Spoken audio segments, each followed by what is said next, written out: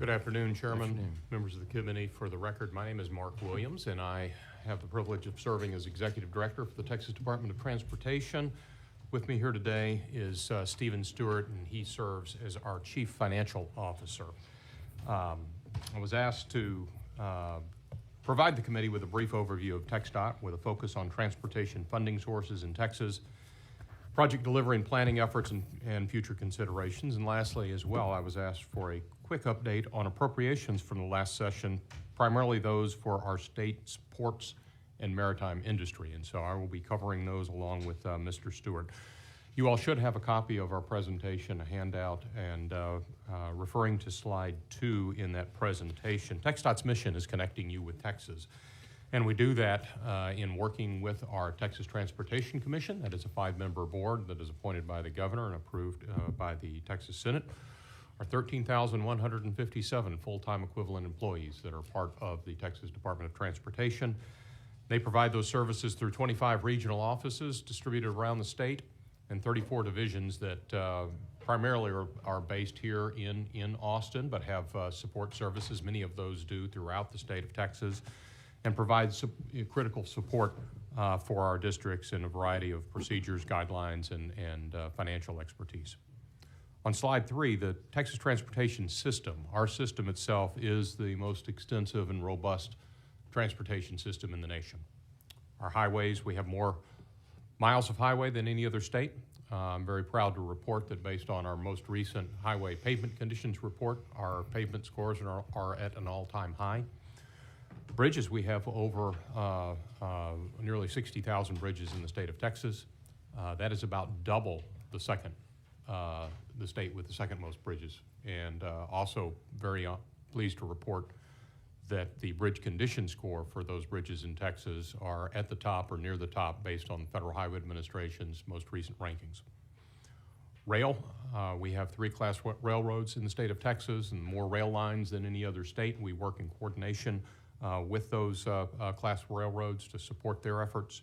Maritime industry, I will touch on that a bit later on, but our ports handle more cargo than any other nation or any other state in the nation. Aviation supports, we support grants for nearly 300 general aviation airports, and then public transportation, we provide funding for urban and rural transit systems throughout the state of Texas.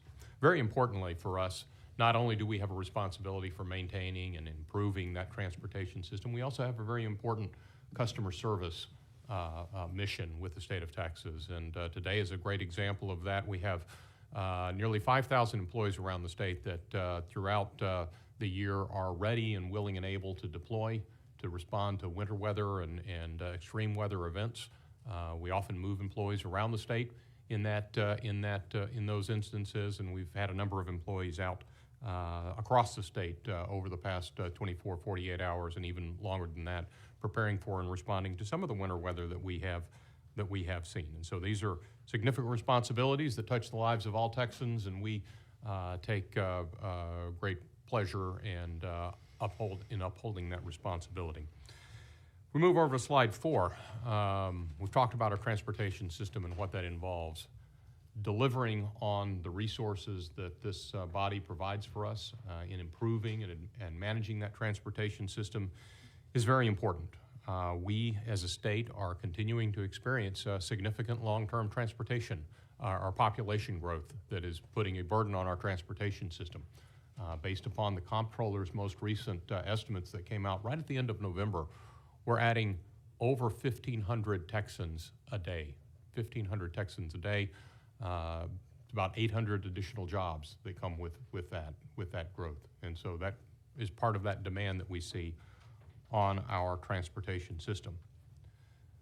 We appreciate the confidence that's been shown in TxDOT and the Commission by the legislature, Governor Abbott, and Texas voters through the passage of Propositions 1 and 7. This has allowed TxDOT to deliver an historic number of transportation projects. And you'll see on slide 4, currently we have over $57 billion worth of highway construction underway. If we compare that to where we were in 2014, we had about $17 billion of projects underway across the state. 2024, we set a record by awarding nearly 2,198 highway improvement contracts that were valued at $13.7 billion, our largest letting yet. And our UTP, our Unified Transportation Program, many of you all have heard me refer to that before, that is our 10-year plan. That includes $104 billion worth of investments. In addition, also this biennium, at the direction of the 88th Texas Legislature, TxDOT will deliver and is delivering over $1.4 billion in multimodal transportation projects and grants for our modal areas that I mentioned before: public transportation, rail, aviation, and our ports. At this point, I'd like to turn the presentation over to our Chief Financial Officer, Stephen Stewart, who will discuss some and go into more detail on our transportation funding. For the record, Stephen Stewart, Chief Financial Officer at TxDOT. On slide 5, you'll see the pie chart that highlights TxDOT's funding sources, and House Bill 1 is introduced. Unlike most DOTs, our state highway dollars make up the majority of TxDOT's funding. Federal funds make up the largest individual portion of funding of 30% at just over $12 billion.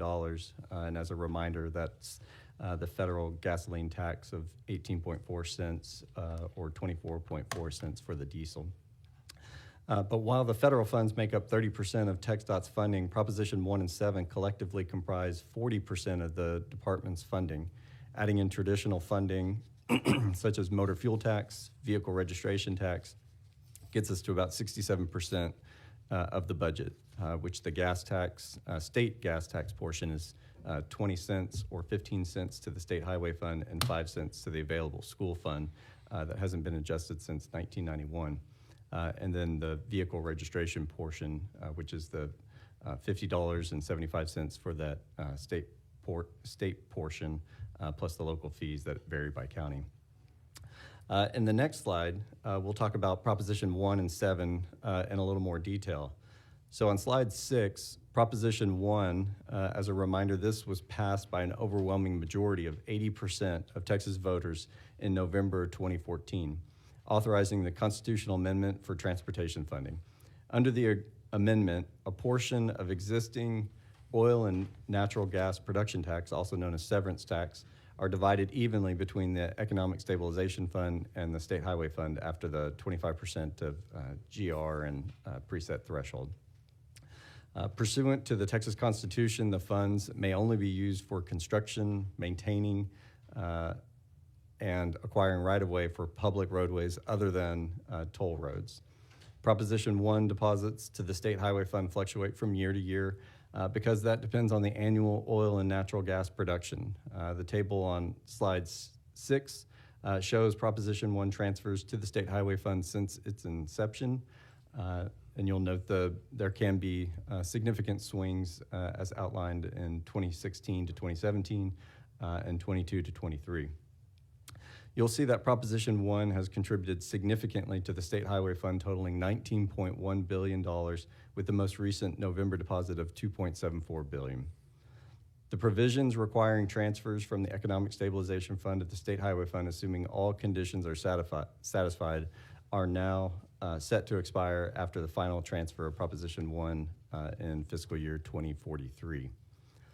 And then moving on to our Proposition 7, which passed the following year after Proposition 1 in November of 2015, with an even greater percentage of 83% of Texas voters approved another ballot known as Proposition 7, which authorized an additional constitutional amendment for transportation funding.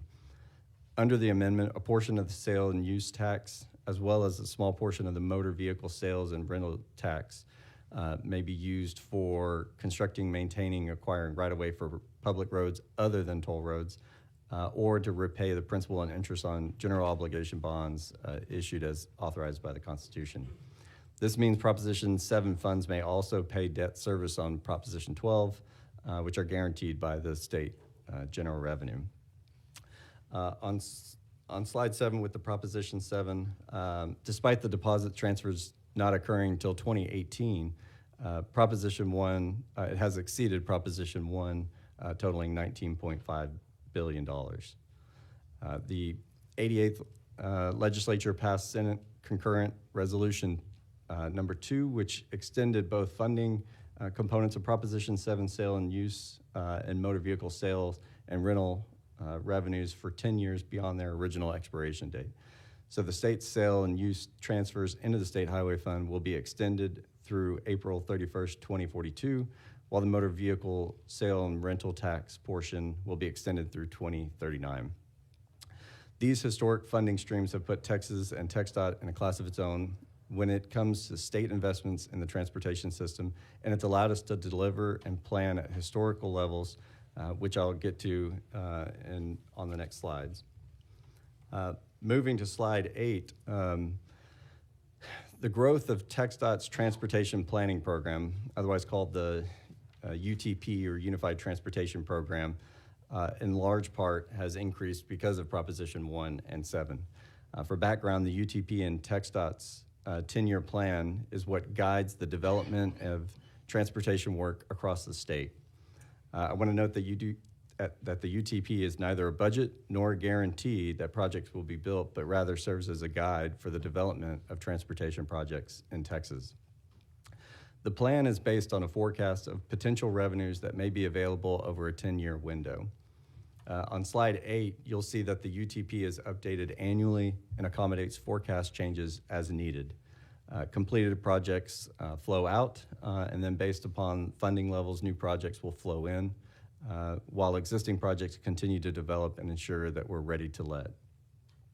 Over the past several years, TxDOT has aggressively increased its letting schedule by nearly tripling the UTP from approximately $35.5 billion in 2016 to $104 billion in the 2025 UTP.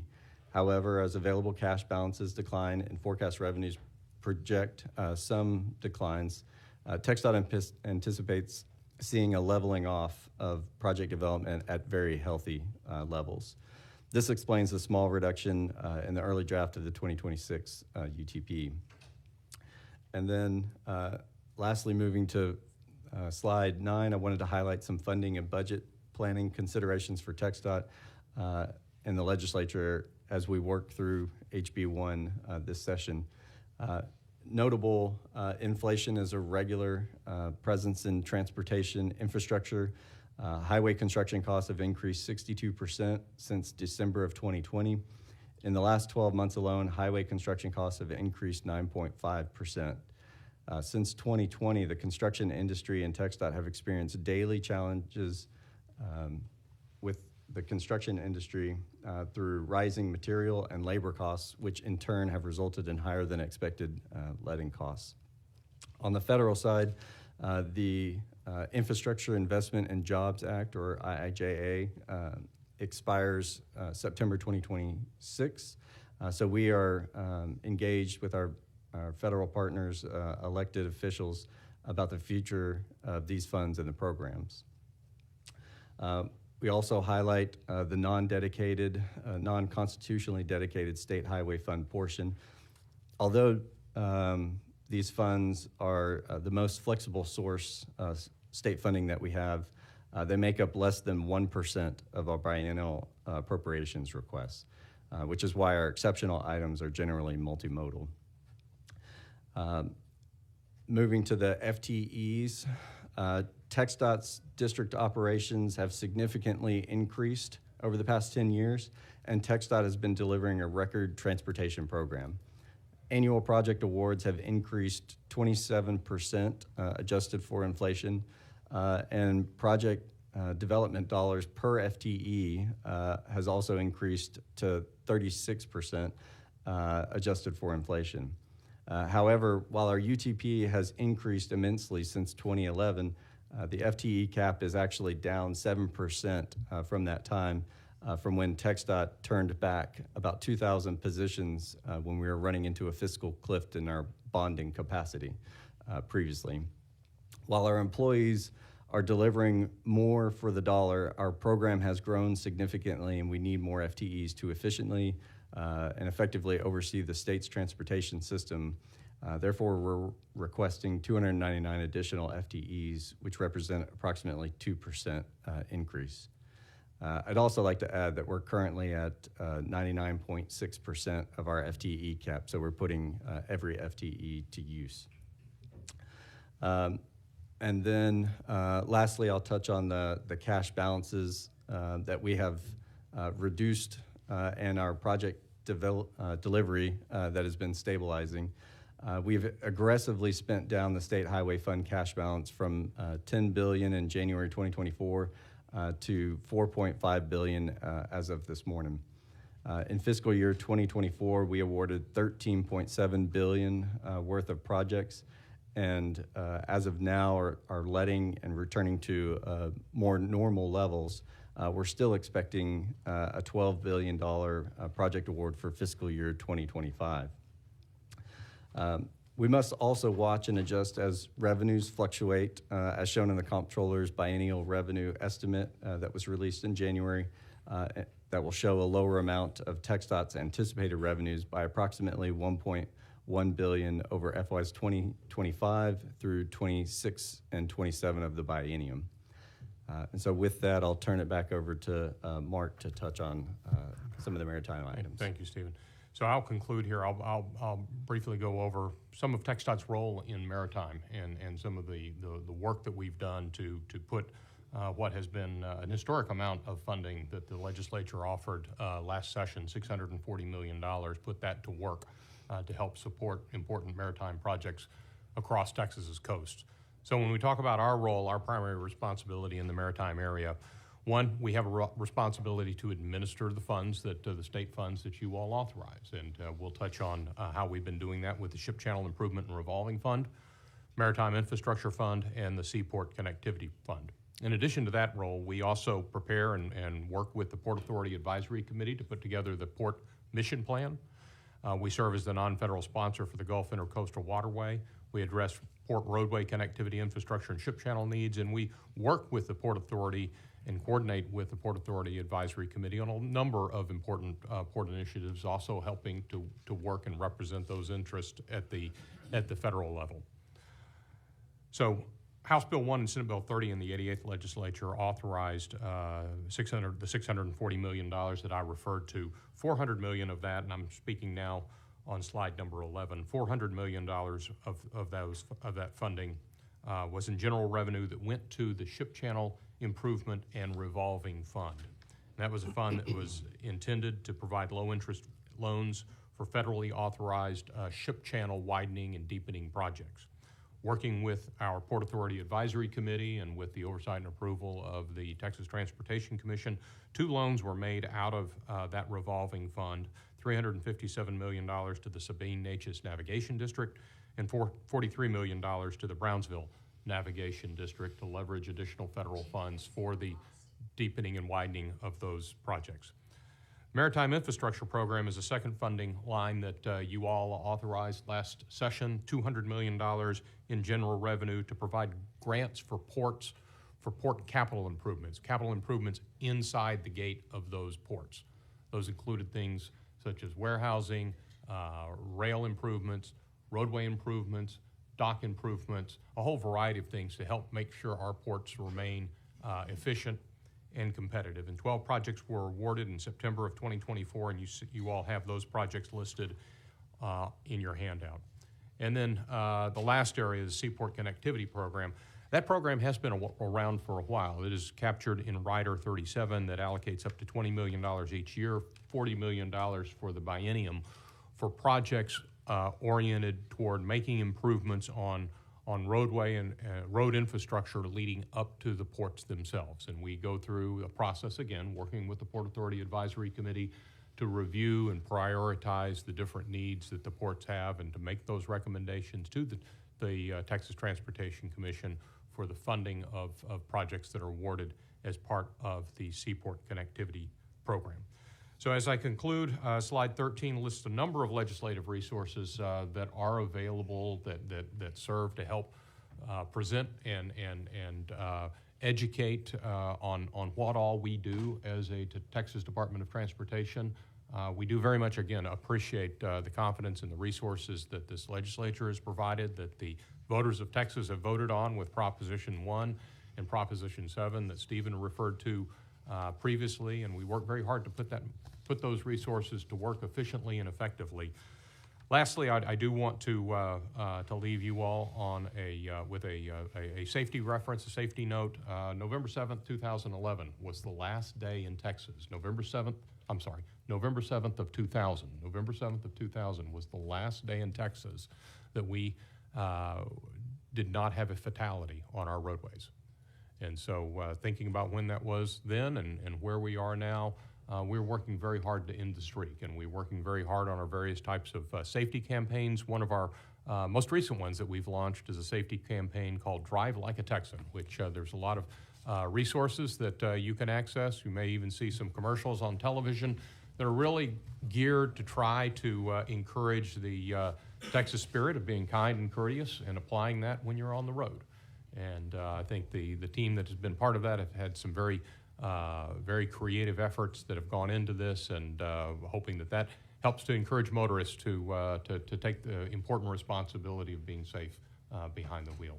Mr. Chairman, members of the committee, thank you all very much for the opportunity to be with you all this afternoon, and we'd be happy to answer any questions. Yeah. Thank you. Representative Martinez.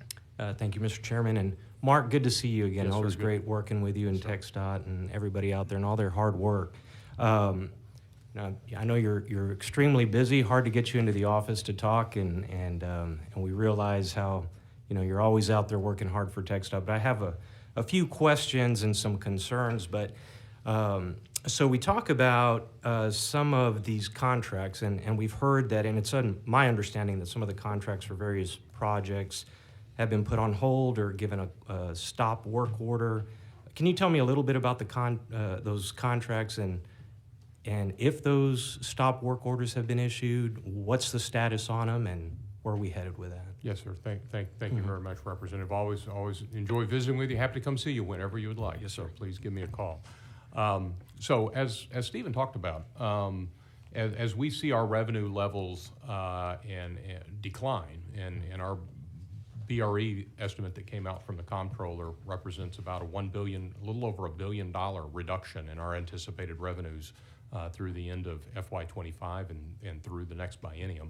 We have to make adjustments for that, and those adjustments impact the preparation and delivery of projects. At times we've been working very hard to accelerate that, and so when we have to maybe push those back, we may have to slow down or even stop work on projects. It's not the first time that's happened in the state of Texas.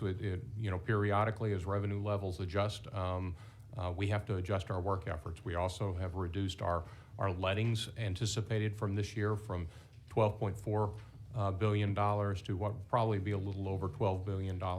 And based upon current revenue estimates, we expect those lettings to continue to decline a bit, where they'll eventually level off at about between $10 and $11 billion a year. All of that is still subject to change. Stephen also talked about the variability in some of our fund sources, and we're also working very closely at the federal level and keeping an eye on efforts there for federal reauthorization and what that might look like. So we always want to be prepared, but we don't want to be over-prepared. And so we have had a reduction in some areas on the project delivery side. Best numbers that I've seen indicate that that's about 5% of the work that's going on around the state. We know that if that is a project, if that is your project and you may be impacted on it, we do appreciate that might have impacts on your workforce, and we try to work with the contractors and with the professional engineers that are involved to make that transition as seamless or painless as possible. But it is a reflection of the fact that we do see some declining revenues, and we have a fiduciary responsibility to adjust.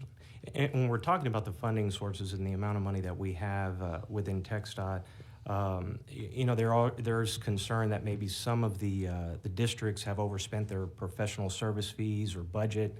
Could that be a contributing factor to it, or is there something else? I don't know if you're aware of that, but those are some of the issues that have. I think maybe what you're referring to is a lot of the districts maybe had goals and project objectives that went beyond what we were able to allocate them from a budget standpoint, and so we have to. We always have to live within our budgets, and we don't have the flexibility at this point to leverage funding from future sources trying to accelerate projects as we were doing during the lettings from 2023 and 2024. And so everybody has to stay within their budgets, and the districts have to do that, and they understand that. Absolutely. And then also talking about those projects that have been placed on hold or canceled, or the stop work, do we have a number of how much that was? Maybe a dollar amount that on those contracts or projects. So we're certainly looking at that. We do have, and trying to put some context into that as well too, because in any given year, there's going to be projects that will be stopped or paused or delayed for a variety of reasons. May not even be budgetary reasons. It may just be issues with the schedule of being able to clear certain things from a right-of-way standpoint to have that project ready to let on schedule. But as I mentioned before, the best numbers that I've seen so far is that it's around 5% of our total program, and we'll be happy to, as we kind of pull those numbers together and put some context with those, share those with you in your office. Right, because I'd be interested on saying, I understand 5%, but what is the dollar amount, with that 5%? Like how can we quantitatively figure that out? That's what I'd like to see in Yeah, numbers. we can definitely provide that for you. And I just wanted to add just one additional bit of information for context. So we have been accelerating projects, and we've been in an acceleration mindset for the last decade with these additional funds. And I think we've done a good job of accelerating those projects. And up until our 2024, setting record letting amounts and development of those projects. So as we've start to see the cash balance decline and some of the adjustments in the revenue, we've just adjusted for that. But we still expect those engineering and right-of-way components to still be very healthy, just not 2024 record setting, but we'll still be managing the projects that we've developed and have let and will continue to pay out over the next 3 to 5 years.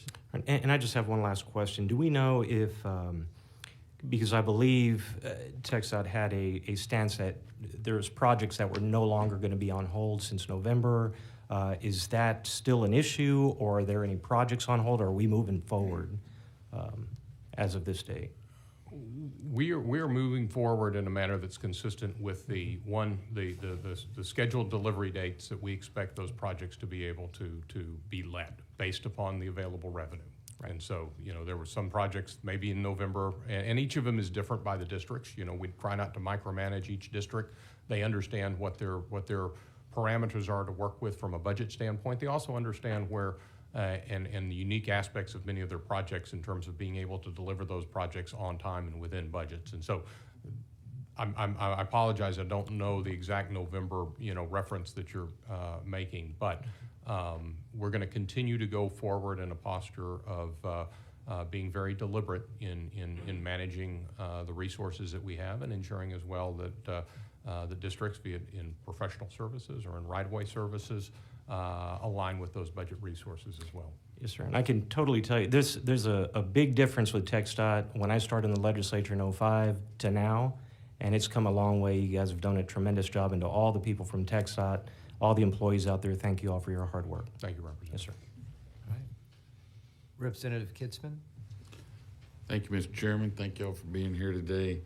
The gas tax, how was that historically intended to fit into your funding, and how does that play in today's world, and is it carrying its own weight, or do there need to be some adjustments on that?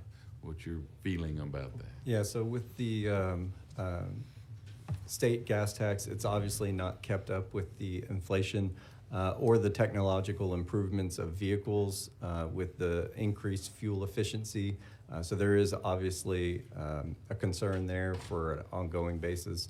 I will say that there was last legislative session the EV fee that was added that does help, but it is a very small percentage of additional revenues in order to support that.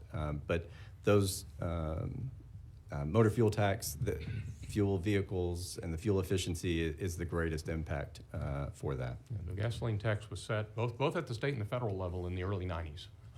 It's about 18.5 cents at the federal level, around 20 cents, 18.5 cents per gallon at the federal level, 20 cents per gallon at the state level.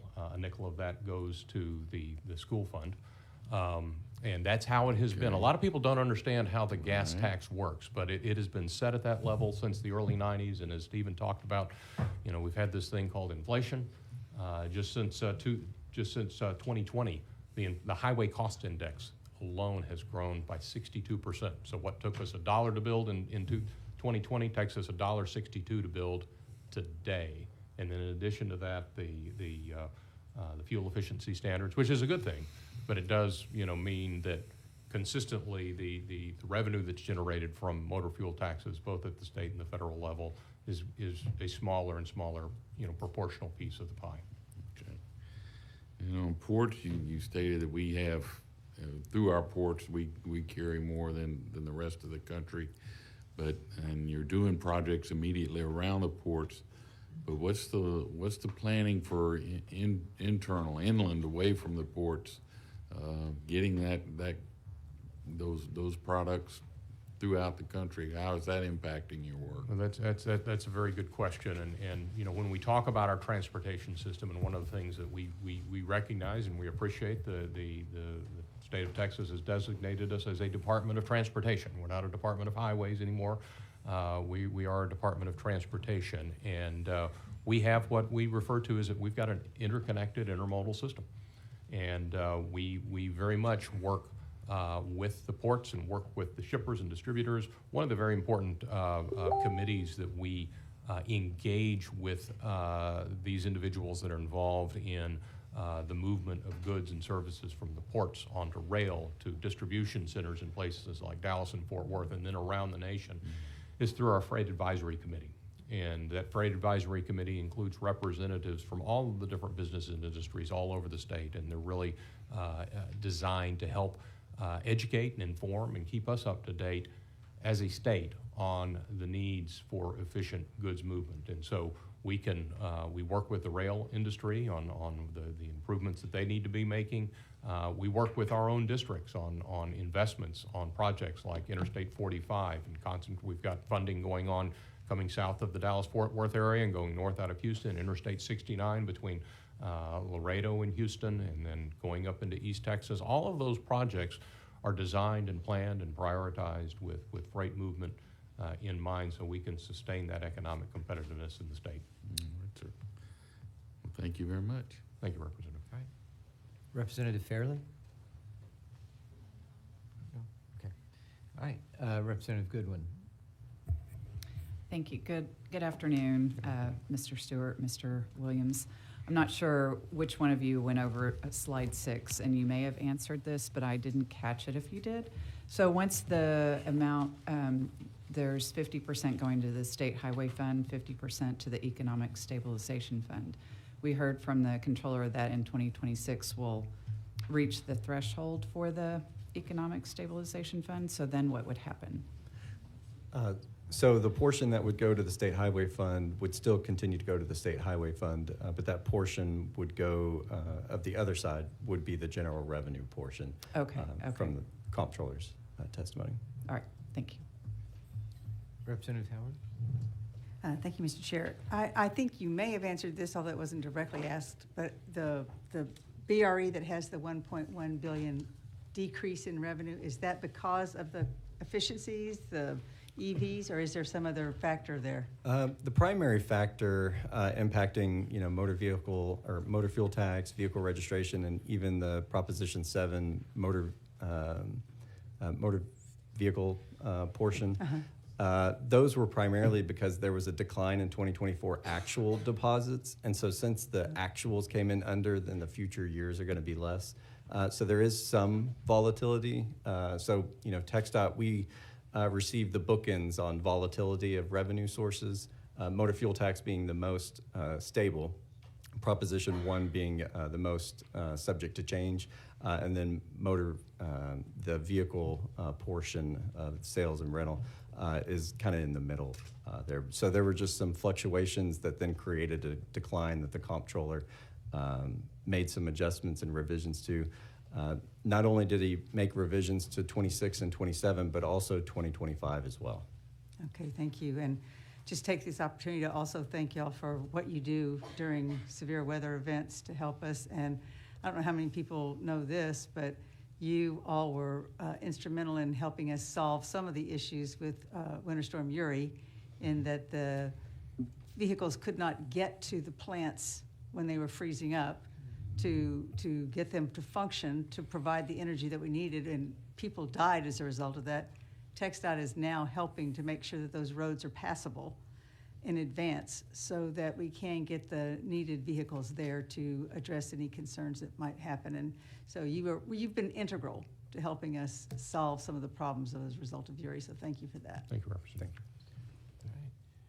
All right. Representative Garcia Hernandez. Thank you, Chairman. Thank you all so much for all of the information y'all provided today. I was actually interested in the street program that y'all were talking about. When exactly did y'all start that, and how much of y'all's budget goes towards that? Well, it is a communication program. We probably started, calling attention to that date and that program. I would say maybe about 8 years ago or so, and really because when people hear that for the first time, it kind of startles them. They can't imagine that, and I've sometimes talked about that at the national level and other states. It's surprising. Now, some of that is just the results of the size and the number, of people that we have in the state of Texas. I can't get you the exact budget amount that goes to that. Again, it's kind of a communication campaign, and then in addition to that, the commission itself puts billions of dollars toward safety improvements on our roadways, and we can share with you the investments that we're making in that area as well. Yeah, that would be great. I was also wondering as well, is it y'all's understanding that the roads here in Texas are more dangerous to drive on now more than ever?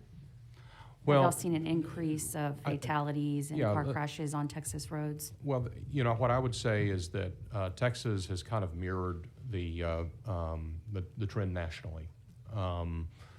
As the pandemic took hold, and we in 2000, before the pandemic, we were at around 3,600 fatalities statewide every year. Still a lot, but we were on a steady decline. And then during the 2 years of the pandemic, even at times when vehicle miles of travel, the amount of use of the roads had declined, people were not on the roads as much, we saw fatalities jump to 4,400 per year. It's a significant jump.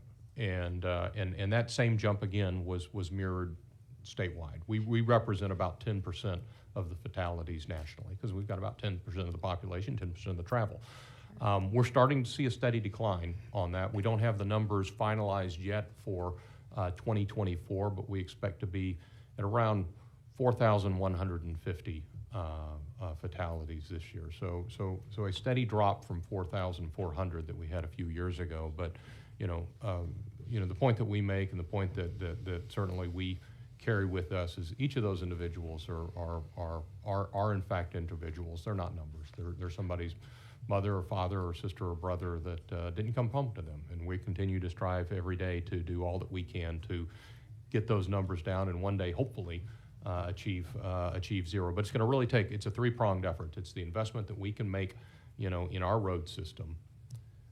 Very importantly, it requires action by the motorists themselves, and also efforts on the enforcement side. I think there's been plenty of news reports about, some of the reduction in enforcement, by law enforcement agencies around the state during the pandemic. We're starting to see that restore as well, and I think those factors are helping to drive a reduction in fatalities that we hope will continue. Great. Do you know whenever y'all should have those numbers finalized for 2024? They usually finalize in March, and so we'll certainly share those with your office. Okay, great. And then the other was just a suggestion. I know y'all have the Drive Like a Texan, but I've lived both in Dallas and Houston, and I don't necessarily think that not a knock on y'all, but y'all be driving a little crazy in Houston. So, but it was just more of a comment than anything. But thank y'all for that initiative. I agree with you. It's very important. So thank you. Thank you, Representative. All right. Representative Simmons. Thank you, Chairman. Thank y'all so much. Just really wanted to hear a little bit about, I know that Texas Southern University has a maritime degree program, and we have I know we have at least one high school in Houston ISD that has a maritime, I guess, magnet program. Mm-hmm. So just wanted to hear a little bit about how, if there's a partnership, how that's working with employee recruitment, community-based projects, especially thinking about safety. Right. Well, I apologize. I'm not able to speak specifically to those two programs. And again, our maritime division itself is relatively small. We've probably got about 25 to 30 people within our maritime division.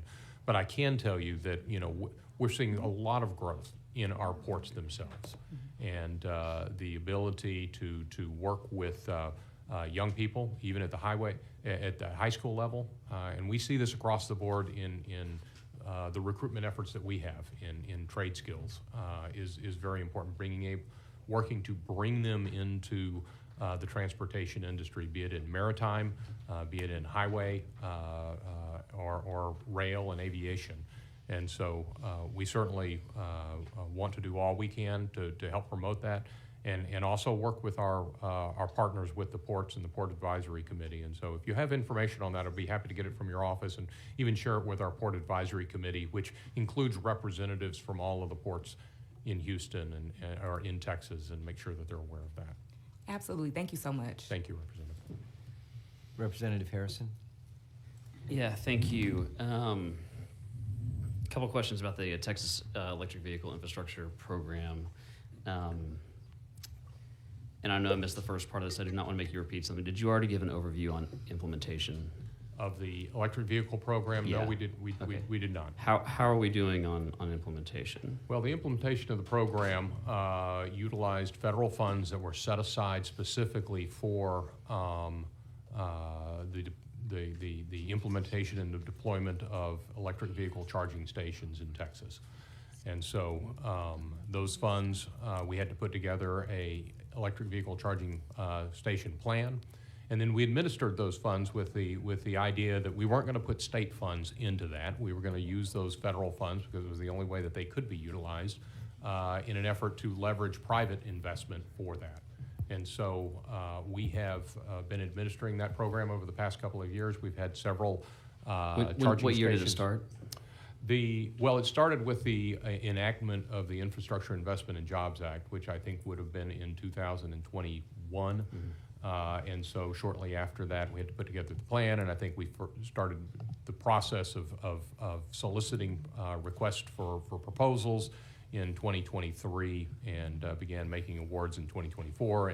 And we've had probably a handful of charging stations that have gone in, administered under that program. Now, with the new administration coming in, the Secretary of Transportation, Secretary Duffy, has issued an order that has suspended that program. Yeah. And so we are able to administer funds that are going toward existing contracts. That was very important to the existing administration, that they not disrupt any existing contracts. And so we're doing that, but we're not able to make any new authorizations under that program, and we're going to stand by and await further direction from USDOT on that. So no state funds have been or will be expended under this program, is that That's correct? Okay. How much roughly federal funds have been expended? Like, how much did we get from them? How much have we spent? I think it was about 450 million was over the 5-year period for the NEVI program. And that's, did we get 450 million, or like how no, much? so that was the estimated amount that was for the Right. program, but as noted, and he noted 2023 was when we started getting those out. There was a delay in the actual implementation because there was additional guidance that needed to come out from FHWA for that.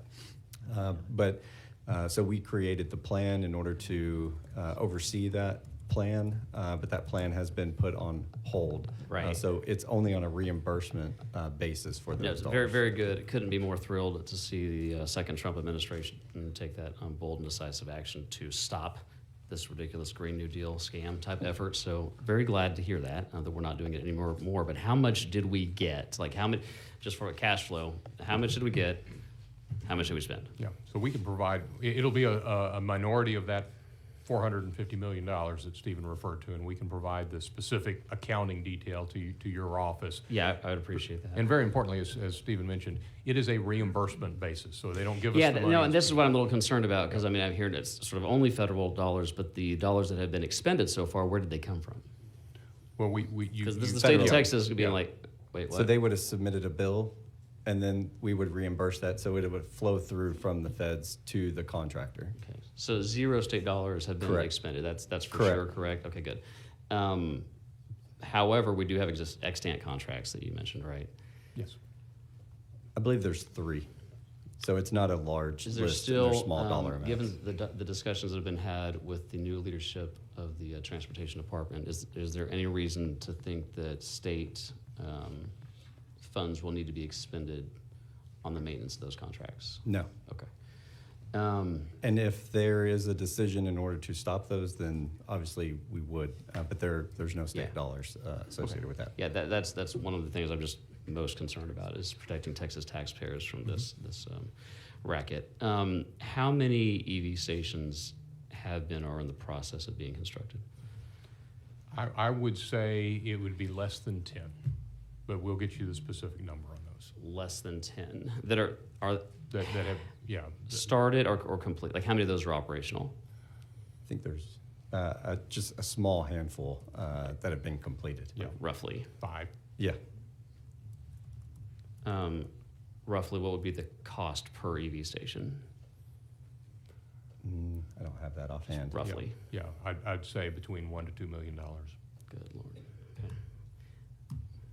Thank you. Who will,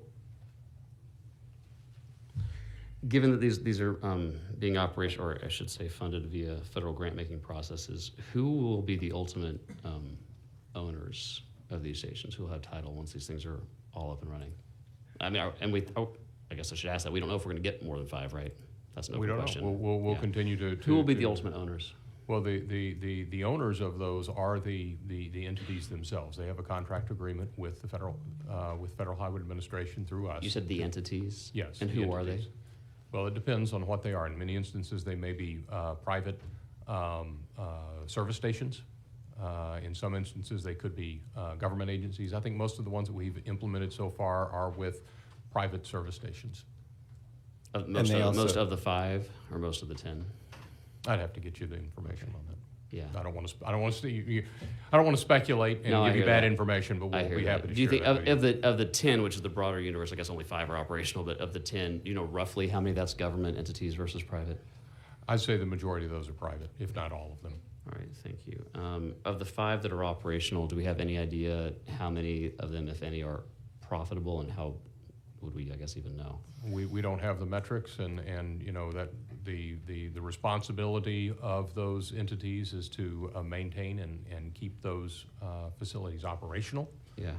But we don't have any insight into their profitability and revenue. Of the private ones, yeah. But I would love to know if there are any of the, especially any of the 5 are government entity Sure. owned. So if you could follow up, I'd appreciate that. And of the ones that are operational, do you know roughly how long they have been operational? Months, Yeah. Months. not very long. So just make sure I heard you though, 5 total at roughly $1 to $2 million per. Yeah, we'll Roughly. we'll clarify those Great. numbers. with Really you. appreciate it. Thank you. Thanks, Yep, Chair. Thank you, Representative. Representative Lopez? Thank you, Chairman. Gentlemen, thanks for being here today. This has been very informative. I do want to thank you for all the hard work that you're doing in the Rio Grande Valley, specifically my district, District 37. I know that you're working with Highway 4, going to Space 6 and the corridor I-69 as well, which is going to be very helpful to us as population is growing down there. I do have a question for you. When it comes to when you're expanding roads or you're building new roads, what happens with the utilities? I've heard from water suppliers that they're having to make some changes because the roads are expanding. So can you explain to me what happens with that? Are you meeting with locals, or what are you doing to work on those issues? And is there funding coming to you all as well to help with that? Certainly. So, under state law, for most of our state highways, non-federal interstates, utilities have the opportunity, free of charge, to be able to utilize any available right-of-way in along those roadways for their utilities. Now, the responsibility that they also have, though, is when it comes time for us to widen the highway, then they have to bear the cost to relocate. If they choose to locate within our state right-of-way for free, then they have the responsibility to relocate those lines if we have to utilize that right-of-way for widening or expanding our highways. And so it's one of the, be it water or sewer or power or fiber, we work with those utility operators through the design process to, one, try to do our best to mitigate the impact on them. We have to look at all sorts of impacts along our right-of-way. But then to coordinate and schedule the relocation of those utilities. And I would also add, we do have a loan program as well, a state infrastructure bank, that we work with these entities in order to give them very favorable rates and work with them if a loan is needed to try to work with them. Thank you, gentlemen. Thank you.